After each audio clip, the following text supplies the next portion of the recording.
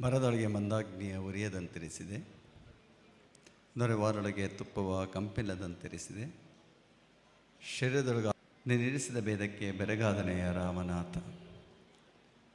ಬಸವಾದಿ ಪರಮತರನ್ನು, ಪೂಜ್ಯ ಗುರುದೇವರನ್ನು ಹೃನ್ಮನದಲ್ಲಿ ಭಕ್ತಿಯಿಂದ ಸ್ಮರಣೆಗೈದು ಈ ಸಮಾರಂಭದ ಸಾನ್ನಿಧ್ಯವನ್ನು ವಹಿಸಿದ ಶ್ರೀಮತ್ ಸುತ್ತೂರು ಜಗದ್ಗುರು ಶಿವರಾಜ ದೇಶಿಕೇಂದ್ರ ಮಹಾಸ್ವಾಮಿಗಳವರಲ್ಲಿ, ಶ್ರವಣಬೆಳಗೊಳದ ಪೂಜ್ಯ ಸ್ವಸ್ತಿ ಶ್ರೀ ಅಭಿನವ ಚಾರಕೀರ್ತಿ ಪಟ್ಟಾಚಾರ್ಯ ಮಹಾಸ್ವಾಮಿಗಳವರಲ್ಲಿ, ಶಿವಸಿದ್ದೇಶ್ವರ ಸ್ವಾಮಿಗಳವರಲ್ಲಿ ಹಾಗೂ ಇಲ್ಲಿ ಉಪಸ್ಥಿತಿರುವ ಎಲ್ಲ ಪೂಜ್ಯ ಶ್ರೀಗಳಲ್ಲಿ ಶರಣಾರ್ಥಿಗಳನ್ನು ಸಮರ್ಪಿಸುತ್ತಾ, ಈ ಸಮಾರಂಭದಲ್ಲಿ ಭಾಗಿಗಳಾಗಿರುವ ಘನತೆವೆತ್ತ ರಾಜ್ಯಪಾಲರಾದ ಶ್ರೀ ತವರ್ಚಂದ್ ಗೆಹ್ಲೋಟ್ಜಿಯವರೇ, ಮೇಘಾಲಯದ ರಾಜ್ಯಪಾಲರಾದ ಆತ್ಮೀಯರಾದ ಶ್ರೀ ವಿಜಯಶಂಕರ್ ಅವರೇ, ಇವತ್ತಿನ ಈ ಕಾರ್ಯಕ್ರಮದ ಕೇಂದ್ರ ಬಿಂದು ನಮ್ಮ ಪರಮ ಪೂಜ್ಯರಿಗೆ ಅತ್ಯಂತ ಆತ್ಮೀಯ ಶಿಷ್ಯರೆಂದೇ ನಮಗೆಲ್ಲರಿಗೂ ಕೂಡ ಇವತ್ತೂ ಕೂಡ ಅದನ್ನು ಸ್ಮರಿಸ್ಕೊಳ್ಳೋಕ್ಕೆ ಹೆಮ್ಮೆ ಅನ್ನಿಸ್ತದೆ. ಅಂತಹ ಹಿರಿಯರಾದ ವಯೋವೃದ್ಧರಾದ ಜ್ಞಾನವೃದ್ಧರಾದ ಶ್ರೀ ಗುರು ಚನ್ನಬಸಪ್ಪನವರೇ, ವೇದಿಕೆಯಲ್ಲಿರುವ ನಮ್ಮ ಶ್ರೀಮಠದ ಹಳೆಯ ವಿದ್ಯಾರ್ಥಿ ಪೂಜ್ಯರ ಕೃಪೆಗೆ ಪಾತ್ರರಾದ ರೇವಣಸಿದ್ದಯ್ಯನವರೇ, ನಮ್ಮ ಪರಮ ಪೂಜ್ಯರನ್ನು ಯಾವಾಗಲೂ ಕೂಡ ನಗಿಸುವ ಒಬ್ಬ ವ್ಯಕ್ತಿ ಅಂತಂದರೆ ಅವರು ಮತ್ತಾರು ಅಲ್ಲ, ಡಾಕ್ಟರ್ ಸಿ ಸೋಮಶೇಖರ್ ಅವರು. ನಮ್ಮ ಜಿಲ್ಲಾಧಿಕಾರಿಗಳಾಗಿ IAS ಅಧಿಕಾರಿ ನಿವೃತ್ತರಾಗಿರುವಂತಹ ಸೋಮಶೇಖರ್ ಅವರೇ, ವೇದಿಕೆಯಲ್ಲಿರುವ ಮೇಘಾಲಯದಿಂದ ನಮ್ಮ ರಾಜ್ಯಪಾಲರ ಜೊತೆ ಆಗಮಿಸಿರುವ ಹಿರಿಯ ಅಧಿಕಾರಿಗಳಾದ ಬ್ರಹ್ಮದತ್ತರವರೇ, ನಮ್ಮ ತುಮಕೂರು ಜಿಲ್ಲಾಧಿಕಾರಿಗಳಾದ ಶುಭಾ ಕಲ್ಯಾಣ ಮೇಡಮ್ರವರೇ, ಜಿಲ್ಲಾ ಪಂಚಾಯಿತಿಯ ಮುಖ್ಯ ಕಾರ್ಯನಿರ್ವಾಹಕರಾದ ಪ್ರಭುರವರೇ, ನಮ್ಮ ತುಮಕೂರು ಮಹಾನಗರ ಪಾಲಿಕೆಯ ಆಯುಕ್ತರಾದ ಶ್ರೀಜಾ ಮೇಡಮ್ರವರೇ, ಜಿಲ್ಲಾ ಪೊಲೀಸ್ ವರಿಷ್ಠಾಧಿಕಾರಿಗಳಾದ ಅಶೋಕ್ರವರೇ, ವೇದಿಕೆಯಲ್ಲಿರುವ ಉಭಯ ರಾಜ್ಯಪಾಲರ ಎಲ್ಲ ಅಧಿಕಾರಿ ಬಂಧುಗಳೇ, ಎಲ್ಲ ಆತ್ಮೀಯರೇ, ತಾಯಂದಿರೇ, ಮಕ್ಕಳೇ, ರಾಜ್ಯಪಾಲರ ಕಾರ್ಯಕ್ರಮ 1 ಗಂಟೆ ಮಾತ್ರ ಸೀಮಿತ. ಇಬ್ಬರು ರಾಜ್ಯಪಾಲರಿರೋದ್ರಿಂದ 2 ಗಂಟೆ ನಮಗೆ ಸಿಕ್ಕಿದೆ ಅಂತ ಹೇಳಬೇಕಾಗಿರುವಂತಹದ್ದು. ಅವ್ರದ್ದೊಂದು ಗಂಟೆ, ಇವ್ರದ್ದೊಂದು ಗಂಟೆ ಅಂತೇಳಿ ಭಾವಿಸ್ಬೇಕಾಗಿದೆ. ಅವರ ರಾಜ್ಯಪಾಲರ ಕಾರ್ಯಕ್ರಮ 60 ನಿಮಿಷದಲ್ಲೇ ಮುಗಿಸಬೇಕು ಅನ್ನುವಂತಹ ಒಂದು ನಿಯಮ ಇರುವಂಥದ್ದು. ಇಬ್ಬರು ರಾಜ್ಯಪಾಲರು 1 ಗಂಟೆ ಮೀರಿದ್ದರೂ ಕೂಡ ಕುಳಿತಿದ್ದಾರೆ ಅಂದರೆ ಅದು ಪರಮ ಪೂಜ್ಯ ಶಿವಕುಮಾರ ಮಹಾಸ್ವಾಮಿಗಳವರ ಭಕ್ತಿಯಿಂದ ಕುಳಿತಿದ್ದಾರೆ ಅಂತೇಳಿ ಭಾವಿಸಬೇಕಾಗಿರುವಂಥದ್ದು. ನಾವೆಲ್ಲ ಇಂದು ಪೂಜ್ಯ ಗುರುದೇವರ 6ನೇ ವರ್ಷದ ಸಂಸ್ಮರಣೆಯ ಕಾರ್ಯಕ್ರಮದಲ್ಲಿ ನಾವೆಲ್ಲ ಪಾಲ್ಗೊಂಡಿದ್ದೇವೆ. ಪೂಜ್ಯರು ಲಿಂಗೈಕ್ಯರಾಗಿ 6 ವರ್ಷ ತುಂಬ್ತಾ ಬರ್ತಾ ಇದೆ. ಅವರ ಸಂಸ್ಮರಣೆಯನ್ನು ನಾವೆಲ್ಲ ಪ್ರತಿ ವರ್ಷವೂ ಕೂಡ ಜನವರಿ 21ರಂದು ಮಕ್ಕಳು, ಹಳೆ ವಿದ್ಯಾರ್ಥಿಗಳು, ಭಕ್ತರು ಎಲ್ಲರೂ ಒಟ್ಟಾಗಿ ಸೇರಿ ಅವರ ಸ್ಮರಣೆಯನ್ನು ಪ್ರತಿನಿತ್ಯವೂ ಕೂಡ ಮಾಡ್ತಾ ಇದ್ದೇವೆ. ಪೂಜ್ಯರನ್ನು ಕುರಿತು ಇಲ್ಲೆಲ್ಲರೂ ಕೂಡ ಮಾತನಾಡಿದ್ದಾರೆ. ಈಗಾಗಲೇ ಸೋಮಣ್ಣನವರು ಮಾತನಾಡಿ ಹೋಗಿದ್ದಾರೆ. ಪೂಜ್ಯರು ಕೂಡ ಅದನ್ನೆಲ್ಲ ಮಾತನಾಡಿ ತಿಳಿಸಿರುವಂತಹ ಅವರು. ಇವತ್ತೇನಾದರೂ ಶ್ರೀ ಸಿದ್ಧಗಂಗಾ ಮಠ ಇವತ್ತಿಷ್ಟು ಬೆಳೆದಿದೆ ಅಂದರೆ, ಇವತ್ತು ಸೇವೆಯನ್ನು ಸಲ್ಲಿಸಿದೆ ಅಂತಂದರೆ ಅದಕ್ಕೆಲ್ಲ ಮೂಲ ಕಾರಣ ಶಿವಕುಮಾರ ಮಹಾಶಿವಗಳವರು. ಅದರ ಜೊತೆಗೆ ಅವರ ಗುರುಗಳಾಗಿದ್ದಂತಹ ಉದ್ದಾನ ಶಿವಡವರ ಕೃಪೆ ಅವರ ಮೇಲೆ. ಅವರು ಯಾವಾಗಲೂ ಹೇಳುತ್ತಿದ್ದಂತಹ ಒಂದು ಮಾತು ಅಂದರೆ, ಸಿದ್ಧಲಿಂಗೇಶ್ವರ ಅವನೇ ನೋಡ್ಕತಾನೆ, ಗುರುಗಳ ಆಶೀರ್ವಾದ ಇದೆ ಅನ್ನುವಂಥ 2 ಮಾತು ಹೇಳ್ತಿದ್ರೆ ಹೊರತು ಬೇರೇನೂ ಹೇಳ್ತಾ ಇರಲಿಲ್ಲ. ಹಾಗೆ ಅವರ ಆಶೀರ್ವಾದ ಅವೆಲ್ಲವನ್ನು ಪಡ್ಕೊಂಡು ಪರಮ ಪೂಜ್ಯರು ತಮ್ಮ ಇಡೀ ಬದುಕನ್ನು ತೇದ ಗಂಧದಂತೆ ಶ್ರೀಮಠದ ಸೇವೆಗೆ ತಮ್ಮನ್ನು ತಾವು ಅರ್ಪಿಸಿಕೊಂಡಂತಹ ಅವರು. ವಾರವೆಂದರಿಯೇ, ದಿನವೆಂದರಿಯೇ, ಏನೆಂದರಿಯನಯ್ಯ, ഇരുಳೆಂದರಿಯೇ, ಹಗಲೆಂದರಿ ಏನೆಂದರಿಯನಯ್ಯನ, ನಿಮ್ಮುವ ಪೂಜಿಸಿ ಎನ್ನುವ ಮರೆದೆ ಕೂಡಲ ಸಂಗಮ ದೇವ ಅನ್ನುವ ಬಸವಣ್ಣನವರ ವಚನದಂತೆ ಪೂಜ್ಯರು ವಾರ ಅನ್ನಲಿಲ್ಲ, ದಿನ ಅನ್ನಲಿಲ್ಲ, ಹಗಲು ಅನ್ನಲಿಲ್ಲ, ರಾತ್ರಿ ಅನ್ನಲಿಲ್ಲ. ಹಗಲನ್ನು ರಾತ್ರಿಯನ್ನಾಗಿ ಎಲ್ಲವನ್ನೂ ಕೂಡ ಇಡೀ ಬದುಕಿನ ಕ್ಷಣ ಕ್ಷಣವನ್ನು ಕೂಡ ಅವರು ಸೇವೆಗಾಗಿ ತಮ್ಮನ್ನು ತಾವು ಅರ್ಪಿಸಿಕೊಂಡು ಬಂದಂತಹ ಅವರು. 2 ಮಾತು ಹೇಳ್ತಾರೆ, ಒಂದು ಲಿಂಗ ಪೂಜೆ, ಒಂದೊಂದು ಜಂಗಮ ಸೇವೆ ಅಂತೇಳಿ. ಈ ಎರಡೂ ಕೂಡ ಬಹಳ ಮುಖ್ಯ. ಲಿಂಗ ಪೂಜೆ ಅನ್ನುವಂಥದ್ದು ಬೆಳಗಿನ ಅತ್ಯಂತ ನಾವು ಈ ಚಳಿಗಾಲದಲ್ಲಿ ಬೆಳಗಿನ ಸೂರ್ಯದ ಒಂದು ತಾಪ ಹೇಗಿರ್ತದೆ ಅಷ್ಟು ಆಹ್ಲಾದಕರವಾಗಿರ್ತದೆ. ಆದರೆ ಜಂಗಮ ಸೇವೆ ಅನ್ನೋದು ಹೇಗಪ್ಪ ಅಂದರೆ ಮಧ್ಯಾಹ್ನದ ಉರಿ ಬಿಸಿಲಿದ್ದಾಗೆ ಅಂತ ಹೇಳ್ತಾರೆ. ಆದರೆ ಪರಮ ಪೂಜ್ಯರು ಈ ಎರಡನ್ನೂ ಕೂಡ ಇದು ಉರಿ ಬಿಸಿಲು ಅನ್ನಲಿಲ್ಲ, ಅದು ತಂಪು ಅಂತ ಹೇಳಲಿಲ್ಲ, ಹಿತ ಅನ್ನಲಿಲ್ಲ, ಎರಡನ್ನೂ ಕೂಡ ಸಮಾನವಾಗಿ ಸ್ವೀಕರಿಸಿಕೊಂಡು ಒಂದು ಕೈಯಲ್ಲಿ ಲಿಂಗ ಪೂಜೆ ಇದ್ದರೆ ಮತ್ತೊಂದು ಕೈಯಲ್ಲಿ ಸಮಾಜ ಸೇವೆಯೇ ನನ್ನ ಮುಖ್ಯ ಅಂತೇಳಿ ಭಾವಿಸಿಕೊಂಡು ಎರಡನ್ನೂ ಕೂಡ ಸಮಾನವಾಗಿ ನಡೆಸಿಕೊಂಡು ಬಂದಂತಹ ಅವರು ಪರಮ ಪೂಜ್ಯ ಶಿವಕುಮಾರ ಮಹಾಶಿವಗಳವರು. ಅವರು ಮಾಡದ ಕಾಯಕವೇ ಇಲ್ಲ. ಶಿವಯೋಗಿಯ ಶರೀರವಾದರೂ ವೃಥಾ ಸವೆಯಲಾಗದು, ಅನುಗಂಬನಿತು ಕಾಯವ ಚರಿಸುತ್ತಿರಬೇಕು ಅನ್ನುವಂತಹ ಒಂದು ಮಾತಿದೆ. ಯಾರೇ ಆಗಲಿ ಪ್ರತಿಯೊಬ್ಬರೂ ಕೂಡ ಕಾಯಕವನ್ನೇ ಮಾಡಲೇಬೇಕು ಅನ್ನುವಂತಹ ಒಂದು ನಿಯಮ ಇದೆ. ಗುರುವಾದರೂ ಕೂಡ ಕಾಯಕದಿಂದಲೇ ಜೀವನ್ ಮುಕ್ತಿ ಎನ್ನುವಂತಹ ಮಾತು ಶರಣರ ವಚನದಲ್ಲಿದೆ. ಹಾಗೆ ಪರಮಪೂಜ್ಯ ಶಿವಕುಮಾರ ಮಹಾಶಿವಗಳವರು ಶ್ರೀಮಠದ ಪ್ರತಿಯೊಂದು ಕೆಲಸವನ್ನು ಕೂಡ ನಿರಂತರವಾಗಿ ಅವರು ನಡೆಸಿಕೊಂಡು ಬಂದಂತಹ ಅವರು ಯಾವುದನ್ನೂ ಕೂಡ ಕನಿಷ್ಠ ಅನ್ನಲಿಲ್ಲ, ಇದು ಶ್ರೇಷ್ಠ ಅನ್ನಲಿಲ್ಲ, ಪ್ರತಿಯೊಂದನ್ನು ಕೂಡ ಪವಿತ್ರ ಅಂತ ಹೇಳಿ ಭಾವಿಸಿಕೊಂಡು ಅದನ್ನು ಅವರು ಆಚರಿಸಿಕೊಂಡು ಬಂದಂತಹ ಅವರು ಪೂಜ್ಯ ಶಿವಕುಮಾರ ಮಹಾಶಿವಗಳವರು. ಅವರ ದರ್ಶನ, ಅವರ ಮಾತು ಕೇಳಿ ಪುಣ್ಯರಾದಂತಹವರು ಈ ನಾಡಿನ ಜಗತ್ತಿನಲ್ಲಿ ಎಷ್ಟು ಜನ ಇದ್ದಾರೋ ಹೇಳೋದಕ್ಕೆ ಸಾಧ್ಯವಿಲ್ಲ. ಅಷ್ಟು ಜನಗಳಿಗೆ ಒಂದು ಆದರ್ಶವನ್ನು ಪರಮ ಪೂಜ್ಯರು ತಮ್ಮ ಬದುಕಿನಲ್ಲಿ ತುಂಬಿ ಹೋಗಿರುವಂತಹ ಅವರು. ಅದರಲ್ಲಿಯೂ ಕೂಡ ವಿಶೇಷವಾಗಿ ಅವರಿಗೆ ಮಕ್ಕಳನ್ನು ಕಂಡರೆ, ವಿದ್ಯಾರ್ಥಿಗಳನ್ನು ಕಂಡರೆ ಬಹಳ ಪ್ರೀತಿ ಇದ್ದಂತಹದ್ದು. ಆ ವಿದ್ಯಾರ್ಥಿಗಳಲ್ಲಿಯೂ ಕೂಡ ಅವರಿಗೆ ಗ್ರಾಮಾಂತರ ಪಕ್ಕದ ಮಕ್ಕಳು ಅಂದರೆ ಬಹಳ ಪ್ರೇಮವಾಗಿದ್ದಂಥದ್ದು. ಅವರಿಗೆ ಶಿಕ್ಷಣ ಕೊಡಬೇಕು ಅಂದರೆ ಹಳ್ಳಿ ಮಕ್ಕಳಿಗೆ ಶಿಕ್ಷಣವನ್ನು ಕೊಡಬೇಕು, ಹಳ್ಳಿ ವಿದ್ಯಾರ್ಥಿಗಳಿಗೆ ಶಿಕ್ಷಣವನ್ನು ಕೊಡಬೇಕು ಅನ್ನುವಂಥದ್ದೇ ಪೂಜ್ಯರ ದೊಡ್ಡ ಕನಸು ಆಗಿದ್ದಂಥದ್ದು. ಅವರು ಮಠದಲ್ಲಿ ವಿದ್ಯಾರ್ಥಿಗಳಿಗೆ ಒಂದು ಕಡೆ ಸ್ಥಾನವನ್ನು ಕೊಟ್ಟರೆ, ಹಳ್ಳಿ ಕಡೆ ಶಾಲೆಗಳನ್ನು ಸ್ಥಾಪಿಸುವಂಥದ್ದೆಲ್ಲಪ್ಪ ಅಂದರೆ ಹಳ್ಳಿ ಕಡೆ ಮಾತ್ರ ಶಾಲೆಗಳನ್ನು ಸ್ಥಾಪಿಸಿದಂತಹ ಅವರು. ಅದಕ್ಕೆ ಅವರು ಇದ್ದಂಥದ್ದು ಗ್ರಾಮಾಂತರ ಶಾಲೆಗಳು ಅಂತಲೇ ಪ್ರಾರಂಭ ಮಾಡಿದ್ರು. ಇವತ್ತಿಗೂ ಕೂಡ ಇವತ್ತೇನು ಪರಮ ಪೂಜ್ಯರು 50-45 ವರ್ಷಗಳ ಹಿಂದೆ ಸ್ಥಾಪನೆ ಮಾಡಿದಂತಹ ಶಾಲೆಗಳಲ್ಲಿ ಓದಿದಂಥವರು ಒಂದು ಮಾತನ್ನು ಹೇಳ್ತಾ ಇರ್ತಾರೆ.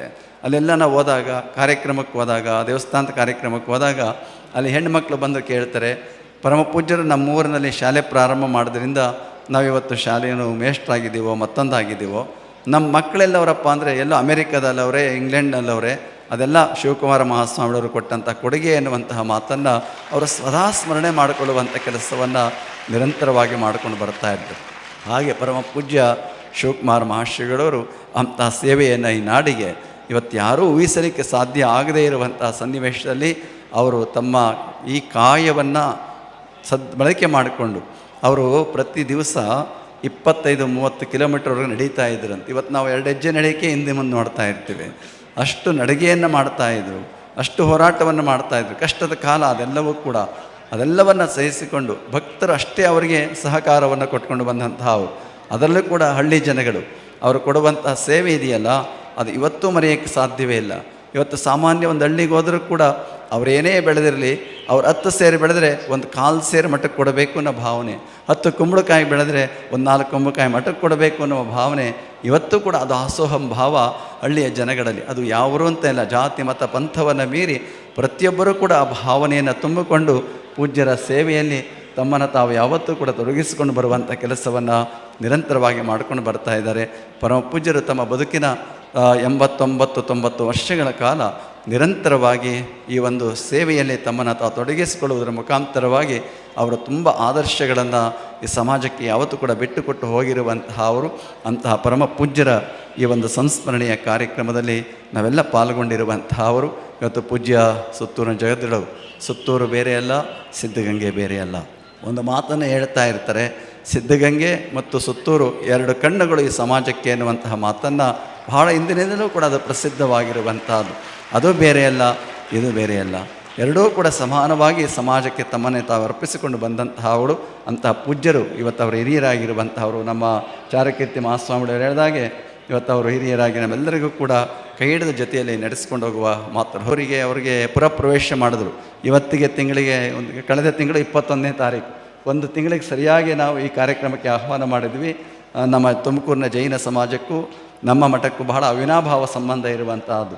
ಜೈನ ಸಮಾಜದ ಯಾವುದೇ ಮನೆಗಳು ತುಮಕೂರಿಗೆ ಬಂದರೆ ಮಠಕ್ಕೆ ಭೇಟಿ ಕೊಟ್ಟೇ ಕೊಡುವಂಥ ಒಂದು ಸಂಪ್ರದಾಯ ಇಲ್ಲಿ ನಡ್ಕೊಂಡು ಬಂದಿರುವಂಥದ್ದು. ಅಂತಹ ಒಂದು ಅವಿನಾಭಾವ ಸಂಬಂಧ ಇರುವಂತಹದ್ದು.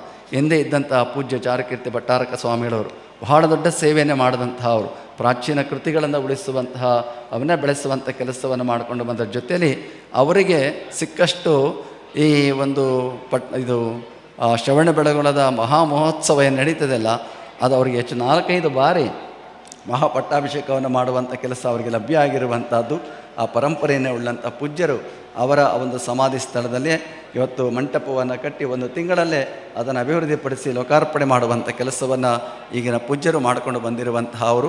ನಾವು ಅವರಿಗೆಲ್ಲ ಆರೈಸಿದೇನಪ್ಪ ಅಂದರೆ ಅವರ ಗುರುಗಳಂತೆ ಅವ್ರಿಗೂ ಕೂಡ 5-6 ಬಾರಿ ಮಹಾಮಸ್ತಾಭಿಷೇಕ ಸಿಗುವಂಥ ಅವಕಾಶ ಅವರಿಗೆ ಲಭ್ಯ ಆಗಲಿ ಎನ್ನುವಂಥ ಆರೈಕೆಯನ್ನು ಈ ಸಂದರ್ಭದಲ್ಲಿ ವ್ಯಕ್ತ ಮಾಡಬೇಕಾಗಿರುವಂಥದ್ದು ಅನ್ನೋ ಮಾತನ್ನು ಈ ಸಂದರ್ಭದಲ್ಲಿ ಹೇಳ್ತಾ, ಇವತ್ತು ವಿಶೇಷವಾಗಿ 2 ರಾಜ್ಯಪಾಲರು ಬಂದಿದ್ದಾರೆ.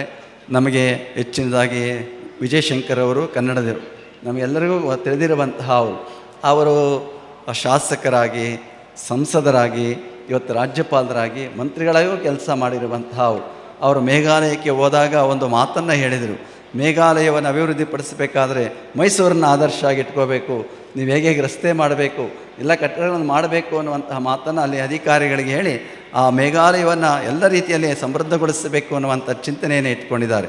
ಅದಕ್ಕಿಂತ ವಿಶೇಷವಾಗಿ ಅವರಿಗೆ ಕಾಡಿನ ಬಗ್ಗೆ, ಗಿಡಮರಗಳ ಬಗ್ಗೆ ಬಹಳ ಕಾಳಜಿ ಇರುವಂತಹ ಅವರು ನಮ್ಮಲ್ಲಿ ಅರಣ್ಯ ಸಚಿವರಾಗಿದ್ದಾಗ ಹಲವು ಯೋಜನೆಗಳನ್ನು ಅವರು ಜಾರಿಗೆ ತಂದಂತಹ ಅವರು.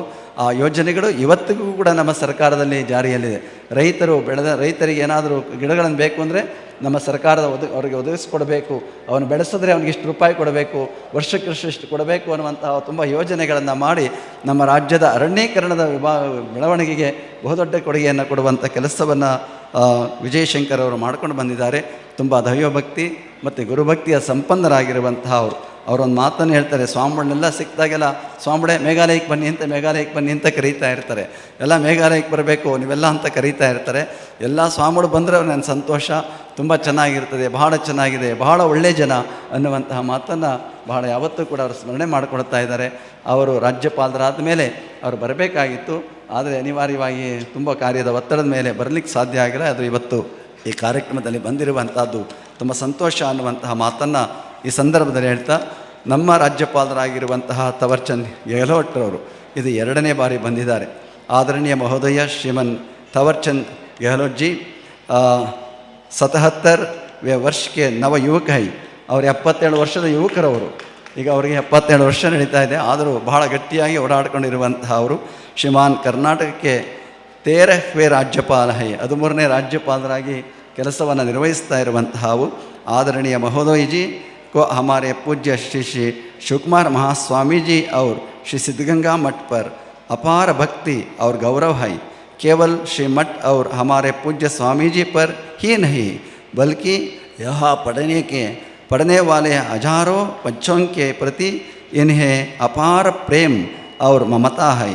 आज हम सबके पूज्य श्री महास्वामी जी की 6वें वर्ष की स्मरणीयोत्सव में भाग लेने के लिए यहाँ पधारे हैं. यह हम सबके लिए गर्व और खुशी की बात है.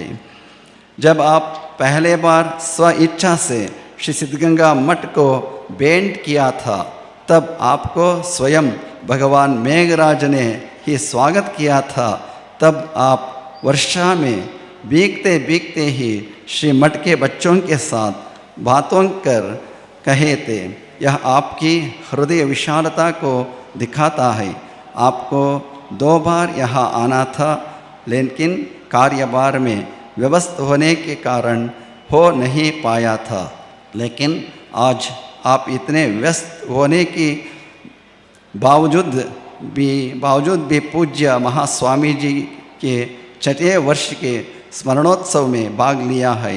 यह हमें बहुत ही खुशी की बात है. श्री मठ के प्रति आपके भक्ति, श्रद्धा और यहाँ के बच्चों के प्रति आपका अपार प्यार आपके हृदय विशालता को दिखाता है. आपका प्यार और विश्वास ऐसे ही बढ़ते जाए और श्री श्री महास्वामी जी की कृपा और आशीर्वाद हमेशा आपके साथ रहे हैं. ಇವತ್ತು ಅವರು ಬಂದಿರುವಂಥದ್ದು ತುಂಬ ಸಂತೋಷ ಅನ್ನುವಂತಹ ಮಾತನ್ನು ಹೇಳ್ತಾ, ಇವತ್ತು ವಿಶೇಷವಾಗಿ ಗೋರುಚಾರ್ ಅವರಿಗೆ ನಮ್ಮ ಹಳೆ ವಿದ್ಯಾರ್ಥಿ ಸಂಘದ ವತಿಯಿಂದ ಪ್ರತಿ ವರ್ಷ ಮಾಡ್ತಾ ಇರುವಂಥ ಸಿದ್ಧಗಂಗಾ ಶ್ರೀ ಪ್ರಶಸ್ತಿಯನ್ನು ಅವರಿಗೆ ಕೊಡುವಂಥ ಕೆಲಸವನ್ನು ಮಾಡಿದ್ವಿ. ಆ ಪ್ರಶಸ್ತಿಯಿಂದ ಅದಕ್ಕೇನು ಗೌರವ ಇಲ್ಲ, ಆದರೆ ಸಿದ್ಧಗಂಗಾ ಶ್ರೀ ಪ್ರಶಸ್ತಿ ಕೊಟ್ಟದ್ರಿಂದ, ಚನ್ನಬಸಪ್ಪನವರಿಗೆ ಕೊಟ್ಟದ್ರಿಂದ ಆ ಪ್ರಶಸ್ತಿ ಮಹತ್ವ ಹೆಚ್ಚಿದೆ ಅಂತ ನಾನು ಹೇಳಬಲ್ಲೆ. ಅಂತಹ ಒಂದು ಮಹಾ ವ್ಯಕ್ತಿತ್ವ ಇರುವಂತಹವರು ನಮ್ಮ ಗೌರು ಚನ್ನಬಸಪ್ಪನವರು. ನಡೆ ಚೆನ್ನ ನುಡಿ ಚೆನ್ನ ಪ್ರಮತರೊಳಗೆ ಚೆನ್ನ ಅನ್ನುವ ಶರಣರ ನುಡಿಯಂತೆ ಅವರೆಲ್ಲವೂ ಕೂಡ ಅವರ ಪ್ರತಿಯೊಂದು ಚೆನ್ನ ಅನ್ನುವಂತಹ ರೀತಿಯಲ್ಲಿ ತಮ್ಮ ಕಾರ್ಯವನ್ನು ನಿರ್ವಹಿಸಿಕೊಂಡು ಬರ್ತಾ ಇರುವಂತಹ ಅವರು ವಯೋವೃದ್ಧರಾಗಿದ್ದಾರೆ.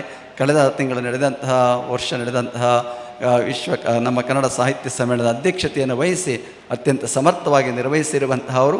ಅಷ್ಟೇ ಅಲ್ಲ, ಜನಪದ ಸಂಸ್ಕೃತಿ, ನಾಡು ಪರಂಪರೆ ಇವೆಲ್ಲವನ್ನು ಉಳಿಸುವ ನಿಟ್ಟಿನಲ್ಲಿ ಬಹುದೊಡ್ಡ ಕೊಡುಗೆಯನ್ನು ಕೊಡುವಂಥ ಕೆಲಸವನ್ನು ಗುರು ಚನ್ನಬಸಪ್ಪನವರು ಮಾಡ್ಕೊಂಡು ಬರ್ತಾ ಇದ್ದಾರೆ. ನೀವೆಲ್ಲ ಅದಕ್ಕಿಂತ ಯೋಚನೆ ಮಾಡಬೇಕು. ಒಂದೊಂದು ಹಳ್ಳಿಯಲ್ಲಿ ಒಬ್ಬ ಚನ್ನಬಸಪ್ಪ ಇರಬೇಕು ಅನ್ನಿಸ್ತು ನನಗೆ. ಅವರಂಥ ಒಂದು ಗೊಂಡೇದಳ್ಳಿಯಲ್ಲಿ ಇವತ್ತು ಅವ್ರು ಏನು ಮಾಡಿದ್ದಾರೆ, ಗೊಂಡೇದಳ್ಳಿ ಅಂತಂದರೆ ಇಡೀ ನಾಡಿಗೆ ಆದರ್ಶ ಆಗುವಂಥ ಒಂದು ಗ್ರಾಮವನ್ನಾಗಿ ಗೊಂಡೇದಳ್ಳಿಯಾಗಿ ಮಾಡಿದ್ದಾರೆ. ಆ ಹಳ್ಳಿಯಲ್ಲಿ ಇದುವರೆಗೂ ಕೂಡ ಜಗಳ ಆಡೋದಿಲ್ಲ, ಪೊಲೀಸ್ ಸ್ಟೇಷನ್ಗೆ ಯಾರೂ ಹೋಗೋದಿಲ್ಲ, ಅಷ್ಟರ ಮಟ್ಟಿಗೆ ಹಳ್ಳಿ ನಡ್ಕೊಂಡು ಬರ್ತಾ ಇದೆ.